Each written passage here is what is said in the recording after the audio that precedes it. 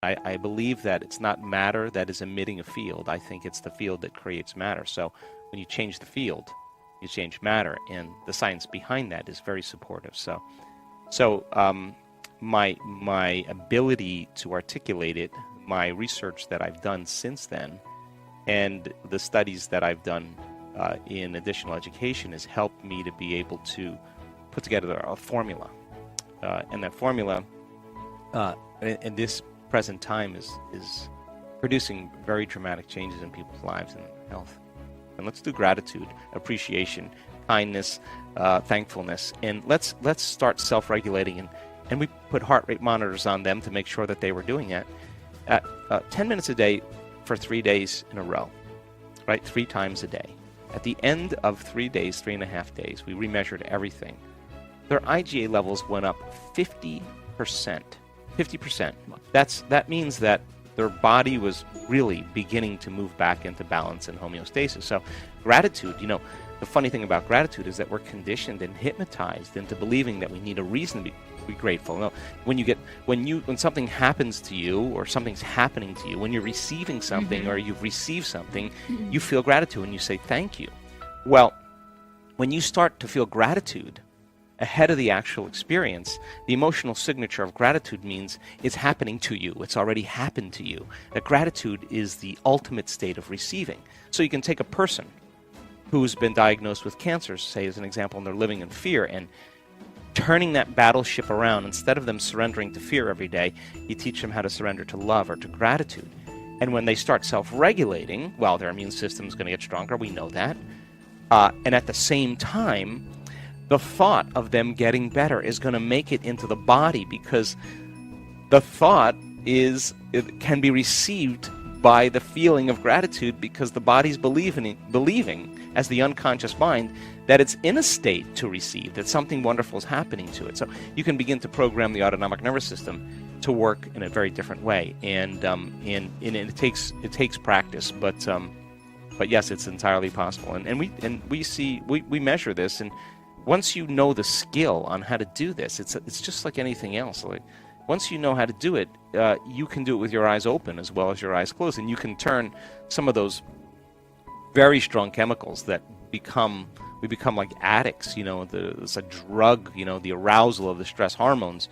People start to become very dependent on them, and they use the problems and conditions in their life to reaffirm this emotional need to feel these chemicals, and that means they become addicted to the life they don't even like, and if you can turn on that stress response just by thought alone, you can become addicted to your own thoughts. Now this is a challenge for people, because this explains why change is so hard. But by the same means, just like an addict overcoming heroin, you're going to have some cravings. You're going to say, hey, it's been 2 days since you suffered. I mean, come on. The hardest part about change is not making the same choices you did the day before. And the moment you decide to make a different choice, get ready. It's going to be uncomfortable. It's going to be unfamiliar. It's going to be unpredictable. There's going to be some uncertainty. You're leaving the known, biologically, neurologically, chemically, hormonally, genetically. You're stepping into a river, to cross a river to become somebody else. And when people really start understanding that their personality creates their personal reality, and your personality is made up of how you think, how you act, and how you feel, that means then the present personality who's listening to this show has created the present personal reality called their life. And if you want to create a new life, a new personal reality, you got to change your personality. That means you got to start thinking about what you've been thinking about and change it. Become aware of your unconscious habits and behaviors, and notice them, and look at the emotions that you live by every single day that keep you connected to the past, and decide, do these emotions belong in my future? And I think most people try to create a new personal reality as the same personality, and it doesn't work. But when people really begin to understand that they can rewire their brain, they can make new neurochemistry, they can make new hormones, they can signal new genes. I mean, it all of a sudden, when they start becoming a different person, then they don't have to visualize anything. They don't have to see the tumor shrinking.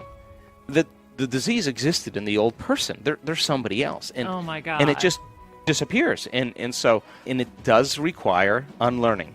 It does require breaking the habit of being yourself. Yeah. It does require a certain level of energy and awareness.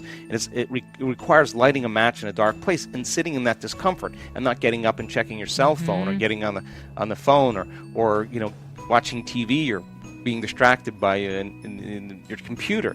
This is, you gotta be willing to know that you gotta sit in that discomfort, because that's what people are running from all the time. So the person who's going to say, no, you know what, I'm really insecure, or I live in fear, or whoa, I feel really empty. Now, this is the moment. This is a defining moment for people, because now they're saying, okay, I got to believe that there's something else here. And I think when you believe in yourself, you believe in possibilities. And when you believe in possibilities, you believe in yourself. So people start taking their power back in a very unique way, and they go all in.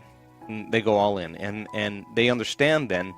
And I think science has become the contemporary language of mysticism. I think science is what demystifies the mystical. And so and this is a time in history where it's not enough to just know. It's a time in history to know how. And that's for me the most important thing. I love being with people that want to put it to the test. And when you do, I'm always astounded by how unlimited human beings are. And you can't tell me you're too old to do this. We have people in their 80s in our work that have brain scans that will blow your mind. You can't tell me you're too sick to do this. We have people that have been really sick that turn that thing around. You can't tell me you had a turbulent past. There are people that have had brutal pasts that are happy, healthy, well-adjusted people. You can't tell me you're too overweight, too underweight. You can't. I've seen it in all shapes, sizes, and it's an amazing thing, because once you start reasoning it and you start thinking about it, it does make sense. And when it starts making sense to people, then they can begin to assign more meaning behind what they're doing and put more intention behind it. And one of the things that has to happen is that you can't control the outcome. In other words, it's not going to happen the way you think it should, because that's a known. You got to be open to having it happen in a way that you can't predict. And that means you got to lay down the very thing you use your whole life to get what you want for something greater to occur. And that's something we have to work on as well. But step by step, people make these brilliant changes by changing their identity. Well, I mean, information is the biggest way to reach people, and I now know that if you give people sound scientific information, and every time we learn something new, we make new connections in our brain. I mean, research shows that 1 hour of focused concentration on a concept or an idea doubles the number of connections in your brain, that you have physical evidence. You're installing new hardware. Now, I now know if you can build a model of understanding with people, and then the next step is to have them turn to the person next to them and explain it. If they can't explain it, then it's not wired in their brain, and they're going to doubt it's possible. Once they start developing this model, they're making their brain fire in new sequences, new patterns, and new combinations. And whenever you make your brain work differently, you're changing your mind, because mind is the brain in action. So then as they're able to build this model and repeat it, they're installing their neurological hardware in their brain in preparation for an experience.